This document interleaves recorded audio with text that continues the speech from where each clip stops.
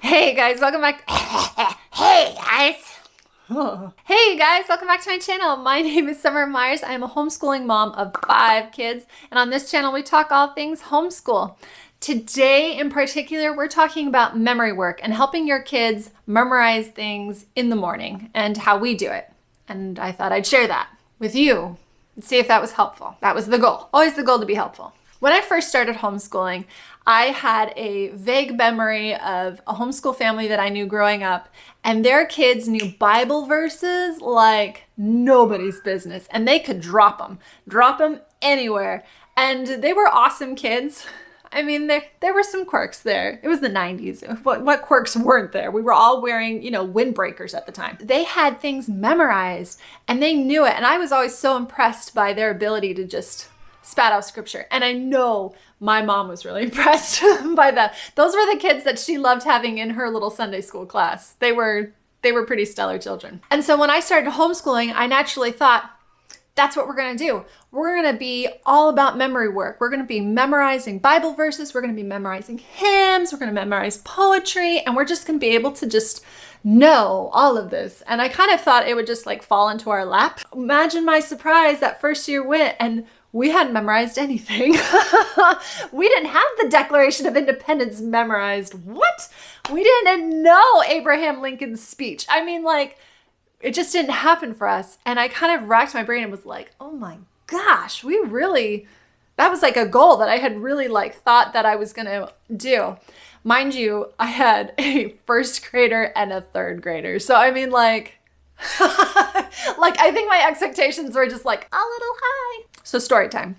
So after that first year, I went to a conference and there was a lady there, Sonia Schaefer. She had come from Simply Charlotte Mason and was talking about the memory work that the Simply Charlotte Mason uses. And I went to her talk and I listened and I was like, wow, yes, this is how you do it. This is how you do it.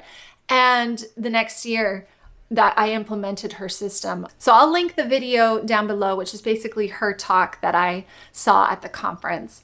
And that will also lead to the printables on their website for you to download and print and use in your home. So let's first talk about the pink box system. What I do is I pick out the verses that we're going to work on for the year. I do it by New Testament versus Old Testament. I do it by, books, like we're going to memorize stuff out of the book of Luke or whatever. And then that's what we're focusing on until we get down the verses that I wanted to accomplish that year. The first thing you have is your daily scripture. I have the verse picked out. I read it out loud to them, and then I read it in piecemeal. They repeat it back to me. We've also done it where they've read it out. I'll pick a child and they have a turn reading it out loud. And then we have kids doing it by themselves. And then we go around the room and try to repeat as much of the verse as possible if it's really long. And we work on it all week. And typically by the end of week, if we have done it literally every single day, they'll have it down pat, and we move it on to the next slot. So after we've memorized it daily, we put it in these cards called odd and even. I shouldn't mix these up too much because I don't want my pink box to get all messed up, but odd and even. So on odd days where it is, 1, 3, 5, whatever day, that's the verse that we work on. So if we finish that daily verse or whatever, we put it under the odd day. And then when we finish another daily verse, we put it under the even day. And so during that week, we'll now have 3 verses. 1 that we are learning to memorize, and 2 that we've already memorized, but we're keeping refreshed in our memory because that was 2 weeks back and you're alternating. After that, you have weekly cards. Those odd and even ones get pushed back into the week. So now you've only got 1 verse that's assigned to Monday, 1 verse that's assigned to Tuesday, Wednesday, so on. And so you have now 4 verses that you're going through. Your daily verse, your odd and even verse, and your day of the week verse, right? So those are verses that you've already been practicing for 3-4 weeks already, and you only need to go refresh over them once a week, just to remind yourself, oh yeah, we did memorize this. And then, then they have actual days. So this is day number 1, and it goes all the way down to 31. And so after you have gone through several verses. Like, I'm talking at least 30 verses. They're going to make it their way into days of the month sections. And that's when you look and say, okay, today is the 12th. You find your 12th and you pull out the verse that's associated with that. And the end goal being that you have like 4 or 5 verses for each day, and you've memorized so many that they just sort of like come and flow, and there's a rhythm to it. And it's a reminder, and sometimes you'll have so many packed in there that you can pull it out and put it back into daily and say, okay, this one we kind of struggled with. Let's put it back into the rotation until we get it down pat again.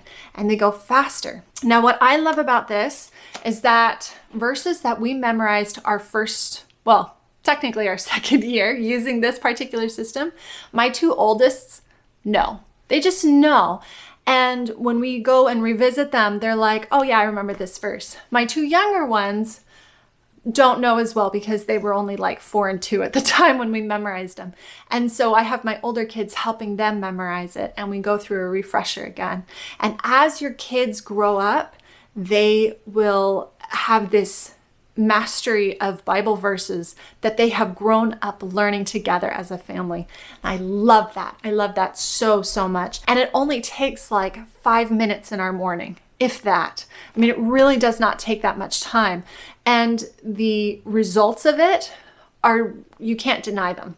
They work. The system works. So I highly, highly, highly recommend this Simply Charlotte Mason Bible memory verse.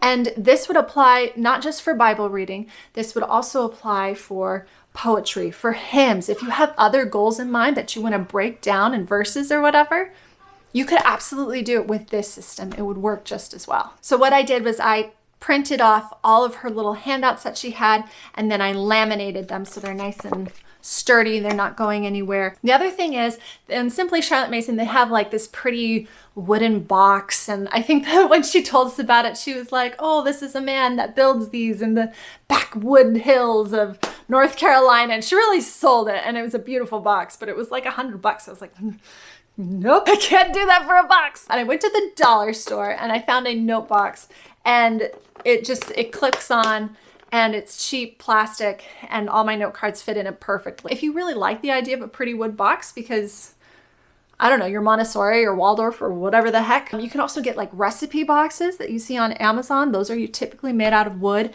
and they fit note cards just as easily as well. So, you know, you've got some options here. So as much as I love this, and I love this so much, the thing with this is that it's very auditory. If you have an auditory learner, it's pretty much all you need. It's okay. They'll be able to do it, and it'll be easy to do while they're doing breakfast cereal or whatever. But for me personally, this would have been my worst nightmare as a child because I need to be able to see it in order for me to remember it. I'm very much a visual person. After our first year doing this, I realized this works, but I need something else. And I was thinking, well, I could do a poster. Oh, a poster for that many verses? Oh, I could put it on like a whiteboard. But then I'm gonna have to write it out each month, and kids erase stuff. So I was really struggling. And then I was watching a video from my cathedral garden, and I will link her channel down in the description below. And she started talking about these morning menus.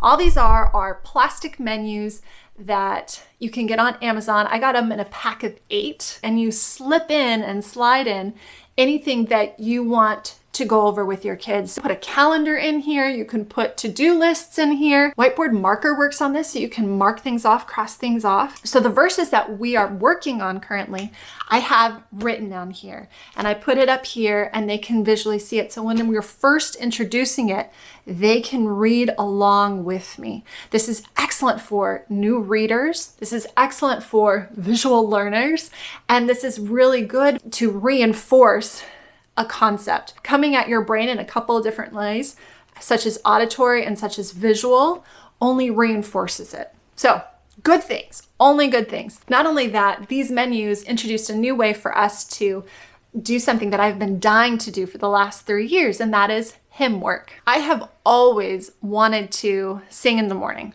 That sounds weird. Not like sing in my shower weird, but like I wanted my children to have music a part of their lives. So they play piano, a couple play violin, but beyond that, we hadn't done really any hymns or just singing. like Simple Gifts or Amazing Grace or whatever. So they'll have a usually more adult hymn, and then they'll have a bunch of children Christian songs that they can sing as well. And that is something that we sing every morning. I'll usually pull up on YouTube the music for it so we can sing along and get used to the melody or whatever.